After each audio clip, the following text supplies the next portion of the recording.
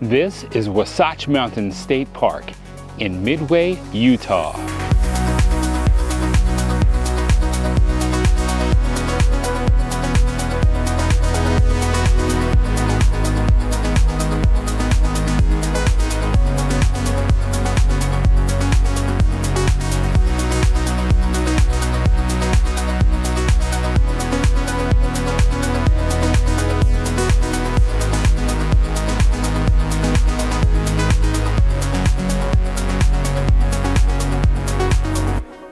This is the Soldier Hollow campground. There are a number of different campgrounds. Oftentimes we just think of them as camping loops, but this state park, Wasatch Mountain State Park, is actually kind of divided up around the town of Midway, Utah. So we're kind of down to the south, maybe about 5-ish miles south of the main part of the state park, which was kind of an interesting situation, how they created the state park that way. This area is more famous for golf courses. I can see people out here, golf carts right across the way over there, as they're going around playing golf here at the state park. This camping area over here is a little bit older, but you can see a lot of these cement blocks and everything, because this area and another one down the hill are brand new. They're not even a year old. So we'll explore these for now, and then we will also take a look at some of the other camping loops up north that are part of the state park as well. The reason that we are here, we're passing from Oregon onto Colorado, but we've got some dear friends that we have spent 2 winters with in Texas that are from Utah, and they're gonna actually stay here in Utah for a little while for school and other reasons. And we decided we wanted to see them, since we're gonna miss them this winter. So that's the Barkers. Kira, I think, would consider Lily and Jason probably her best friends. And so we wanted to spend some quality time here. Their mom got a job as a work camper up, well, at the whole state park, but they just positioned her in the tent camping area. And we felt like the Soldier Hollow part would be the best fit for our bigger rig. We just have to drive about 5 miles north to go hang out with them over at the tent camping loop where they're at. But it's been a good time being able to reconnect with them and hang out. We wanted to share this state park with y'all while we're here. It's a short visit here, so I won't have time to go off and do a bunch of hiking and everything, but I'll show you the campsites and the bathhouses and just what these camping loops look like. And those spots there, they're kind of pretty much parked on the grass. Kind of looks like maybe that's a group type area. There's a huge pavilion over there. And they've had something going on the whole time, so I'm not gonna go into that area. We do have a camp host right here in site number 1, and then it's a one-way route through here and then down and back up, as the road's pretty narrow. We got the last site, site 18 right there. Pretty good angle for backing in. Plenty of space for you to put 2 vehicles right here. When Sam came over, he just backed his truck right up next to us and we were able to hang out at our campsite. Terrific covered patio, covered picnic table area. All the asphalt surface is really nice. If for some reason you need to get down on the ground and work on anything, that's pretty handy. And they do the little reservation thing where they've got it marked for who's coming in. I always appreciate that, just for the confirmation. There wasn't anywhere for us to check in with anybody. We just pulled in and backed into our site. I knew what we had reserved. I have an email for it, but they did have the tag there, and that was nice. Since this is a brand new campsite, everything is in such great shape. Aluminum and steel picnic tables. Looks like an aluminum roof over the cover here, and each of these sites has that. Plenty of space to back up and park here. Gravel, asphalt.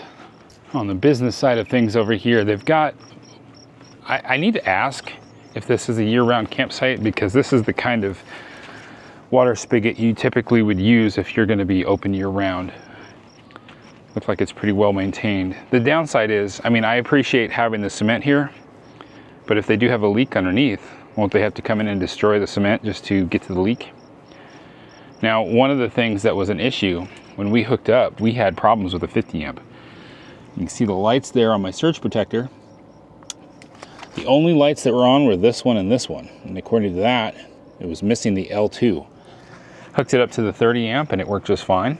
I took the surge protector over to site 16, hooked it to 50 amp, and it worked just fine. So I went down and found the park host that's down at the end from us and let him know I think something's wrong with the 50 amp. He called the maintenance guy, and the maintenance guy came over here pretty quick and brought me a new circuit breaker. And sure enough, it worked. New circuit breaker went in, and we have had good 50 amp ever since.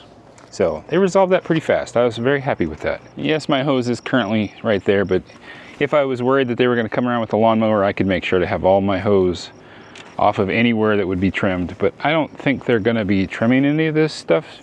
This is still so fresh. I don't know what they're going to do as far as trying to get grass over here. All of these sites in Soldier Hollow are plenty big for a nice big size rig. We've got a Momentum toy hauler right there. They've got plenty of room. They've got a long ram like us too.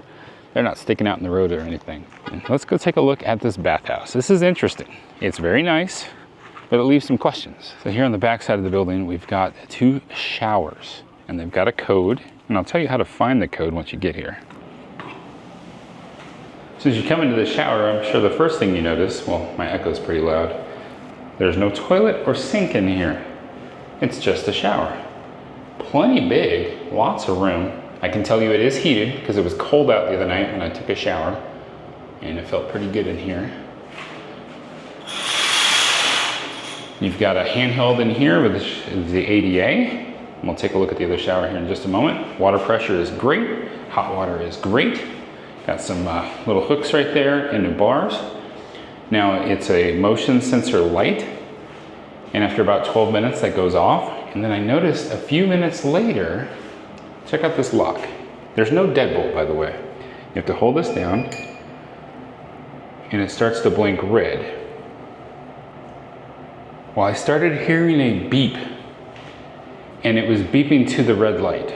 I didn't validate this, but it seemed like it was warning me that it was going to unlock. And I'm like, are you kidding me? I can't tell you how many times I've come in here and I put my phone on some music and played some music while I was in this shower, any shower. I wouldn't have heard that beeping. Are you telling me that if I'm in here too long, that this is going to unlock? I'm in here not clothed, taking a shower, and you're just gonna make it come open because I've been in here too long? Tell me how I would know that. I have seen no information to allude to that whatsoever. I think that they should have just thrown some plain Jane old-fashioned deadbolts on here just for the safety and security of people that are in these bathrooms. That really bothers me. I was able to step out from my shower, make it lock again, and it never beeped again after that. They've got plenty of drains on the floor, so no worries about getting water everywhere. This room is designed for that, but that's weird. Going from that shower to this one, I just wanted to point out that these lights have motion sensors on them, and they're lightly illuminated. Well, they're illuminated pretty good, but they get a lot brighter as you approach in the dark. And here is the shower that is the not ADA shower. So just a little bit smaller, regular shower head. The bench is a little bit bigger there. Still 2 little hooks or knobs right there and a towel bar there. You need to do some dishes outside. They've got a sink over here that'll work well for you, just on the side of the bathhouse. And then we've got 3 bathrooms over here. These 2 are ADA, and this one is, well, you know, why do we have to differentiate? Why can't we just say restroom or anybody restroom? I don't know. It's a restroom for anybody. I mean, it is good to know that they're ADA, because if you're in a wheelchair, you want to know which one to go into.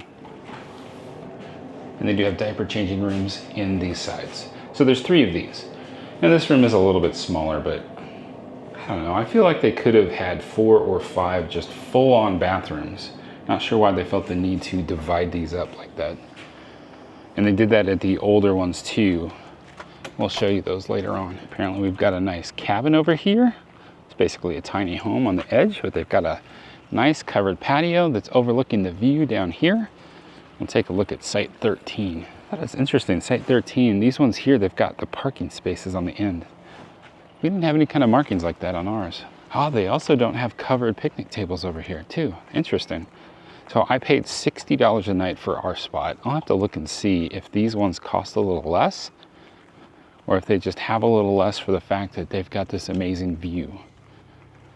And it's great at nighttime. You come over here and you can see Heber City and Midway all lit up. It's just beautiful.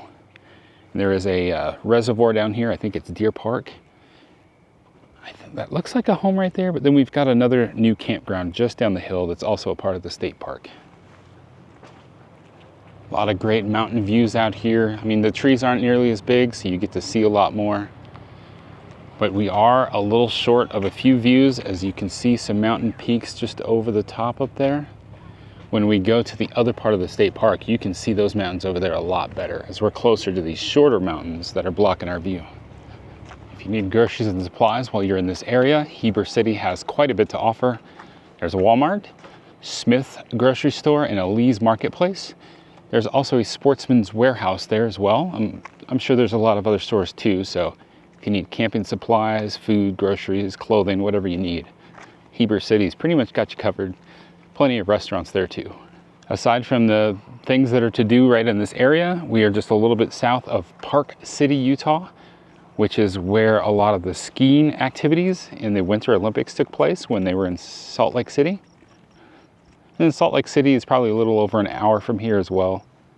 Basically everything on the other side of these mountains is all city.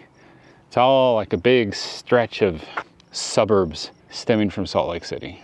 Our friends are generally from Orem, I believe is what it is, which is probably the closest. It's about a 45-minute drive over there. If you need things like Costco, stuff like that, you're gonna wind up having to go that way. All right, we are checking out a different camping loop. This is an older part of the Wasatch Mountain State Park. So you can obviously tell the road's a little bit older, things are a little tighter, trees are grown a little bit more. We are curious with this loop if this would have worked for us with our 41-foot fifth wheel. And looking at some of these trailers, I'm gonna go with no. At least not these. Now I do believe when you reserve your spot, you can actually see the length on these so you can know ahead of time. So you don't just reserve one and be like, oh, that wasn't gonna work for me. Like number 5 back over here. I mean, it looks a little tight. Like maybe we could make it work and have to park the truck somewhere else. But yeah, I think that these are still a little too small. Quiet hours are from 10 p.m. to 7 a.m. And this is Sunday, tomorrow is Labor Day. There's still a good amount of people that are here. Looks like these sites back here actually back up to another golf course. There is more than one golf course attached to this state park. I thought that was pretty interesting. And I thought that Wasatch Mountain was just one mountain, but the camp host was telling me, no, it's actually like the whole range. There's some bigger fifth wheels up there. Kind of split 2 different directions as we got here. That chaparral's pretty big and they got in there. Jayco's pretty good size. That looks like a pull-through spot, kind of. And that's pretty far back in there too, that Puma. Yeah, that's a pull-through. That still would be, I couldn't, it is, but I couldn't make that turn with the 41 foot. Those are nice and deep, but they're 90-degree angles, and this road's kind of narrow, so trying to back into a 90-degree angle when you're such a novice backer or innerer like me. So there are some options here if they were available. That chaparral's got pretty big, and they got plenty of space. All right, and one last pass through this area. See what else would work over here for a big rig. Is that an Avenger? Sure enough, that is an Avenger. Our first RV was an Avenger. That one's plenty deep. They got 2 cars in there. Like that Durango right there is a fifth wheel, but that's a short fifth wheel. There's a big Solitude. They were able to get in there, site 40. Oh, it's camp host. Dun, dun, dun, dun.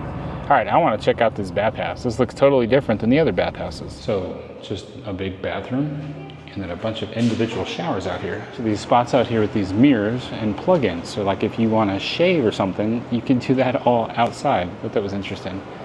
And then they got a bunch of showers available. Got a hook on the wall right there. Bench, light. Oh, push button. No thanks. Oh, and there's a light switch. So like looking at that site there, that's a short fifth wheel. But the turn-in on that one, on that pull-through, is not that bad. I'm pretty sure I could get the RV there. But I think the problem I'm seeing is that these bathrooms, the parking is 30-minute parking only.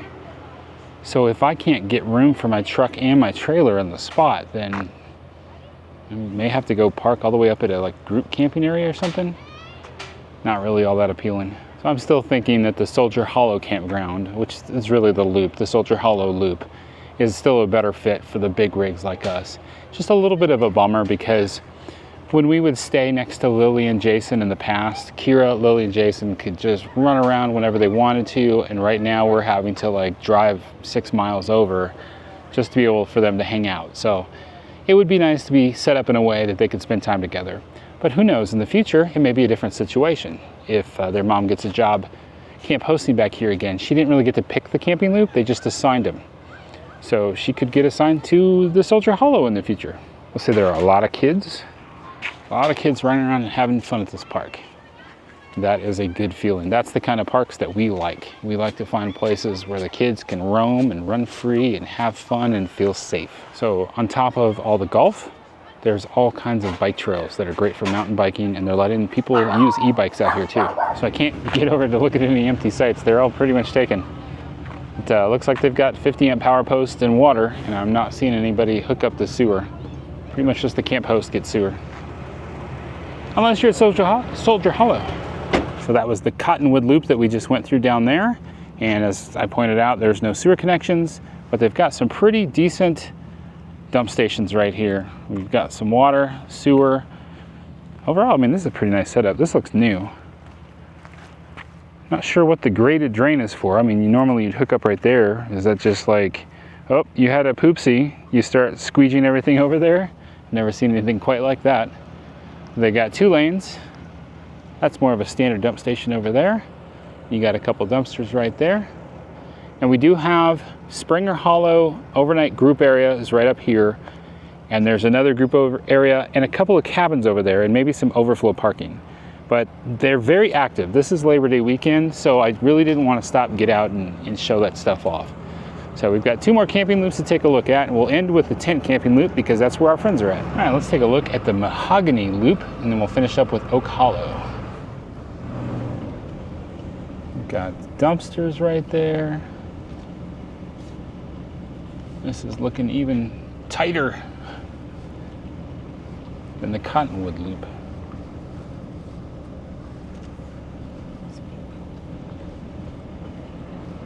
Oh yeah, there's some pull-throughs over on the other side, through the trees up there. That would be decent. There's like a paved trail right there down to the bathhouse. That would be decent. But the question is the turnaround when you get up there. Well, like, see this Class A over here? How is it? The uphill as well could be a bit of a problem too. Yeah. Yep. That would hurt. It's a little on the short side, but well, we probably could get the RV like right there where the RV is and then the truck on the side. That could work. I thought those Tesla trucks only came in silver. I keep seeing more colors. I kind of like how they got these trails all through the middle. They probably all lead to the bathhouse.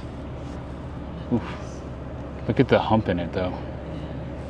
Yeah, that campground's got a big old hump right in the middle. Yep. Oh, my bad. It's a campsite, not a campground. Yeah, this is tight. I mean, if you put some trees on this is like LaConner. Amphitheater trail down that way. This reflection right here is a pretty good size RV. We could probably make that one work if it's available at the time of our booking. With the trees down there on that one, I don't think I'd want to go that route. This one's not too shabby, this hill, but look, it's for camp worker. Yep, and then the same where this reflection is right here. It's pretty tight with these trees. There's another trail that apparently goes to the bathhouse. It has the picnic table overlooking racks. But look at these hills in here. Who built this state park? Thousand Trails?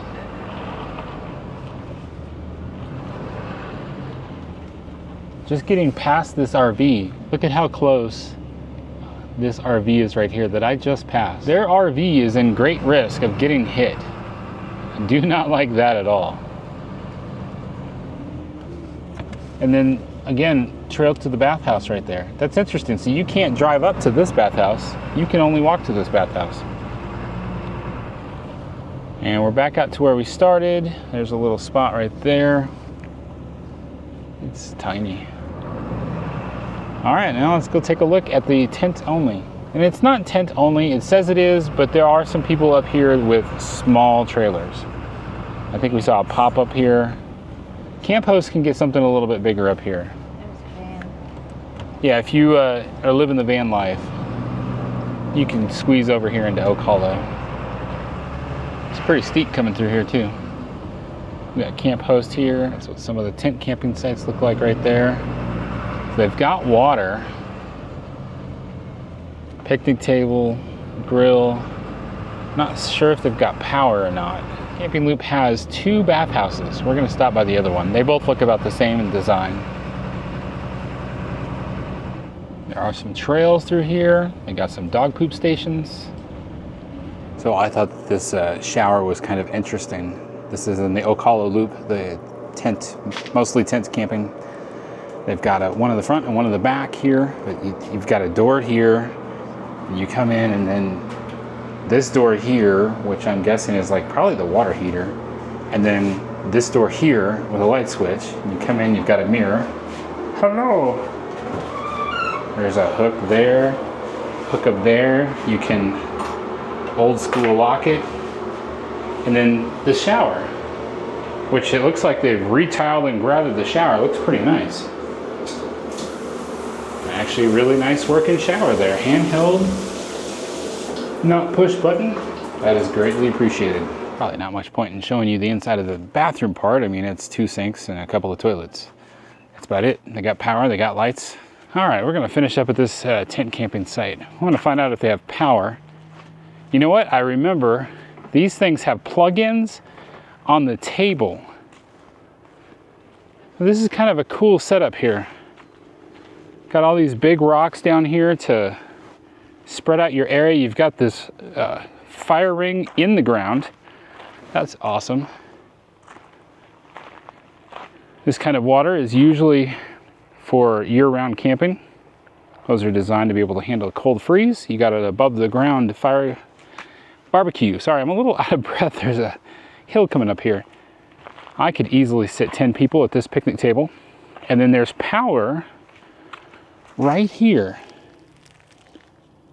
So if you just need a little bit of electricity, they've built it right into the picnic table. And then look at this. They actually rake the sand over here where you can set your tent up. This one doesn't look super level though. Just, no, there's a little bit of a slant to it, but it's very nice. I mean, they're taking good care of this. Hey, I happen to know one of the camp hosts. So we kind of covered all of the loops that they've got available for camping at Wasatch Mountain State Park in Utah, Midway, Utah. So just to let you know as well, look out for Swiss days in Midway, Utah. You may want to look up when they take place. We were here for Labor Day weekend, and Swiss days just so happened to coincide with the exact same time, August 30th and August 31st. They're not happening on Sunday. It was all done. But pretty much downtown Midway, Utah was insane. I would compare it with trying to drive through Helen, Georgia during Oktoberfest. There was so many people. They really needed some police officers directing traffic. So if you're looking for options in this area for camping, whether it be tents, small RVs, big RVs, they've got plenty of options for you. I definitely like the flexibility of the big new sites over at the Soldier Hollow campground. That works really well for us. We did not have to worry about getting to the site. As you can see, as we were tracking down through these other camping loops, they're older, they're tighter, they're not very level.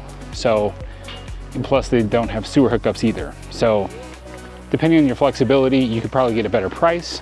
If you're trying to be all together with your friends like we would have liked to have been, it would have been nice. But it's a little bit stressful trying to go through some of these camping loops. But I can always hope that they'll be back here in these spots in the summer, next summer, and maybe they'll be over at Soldier Hollow, because then we could all camp together. It would work a lot better for us. All right, that's all we've got for you guys from Wasatch Mountain State Park.